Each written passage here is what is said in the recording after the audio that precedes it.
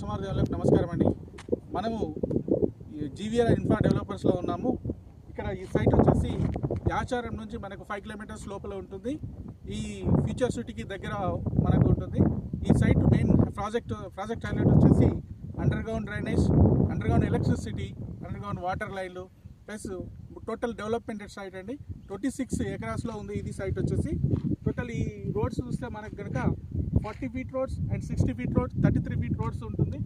మన ఈ site major project highlights వచ్చేసి మనకి ఫ్యూచర్ సిటీ అండి. ఫ్యూచర్ సిటీకి మనం 5 కిలోమీటర్స్ లోపల ఉంటున్నాము.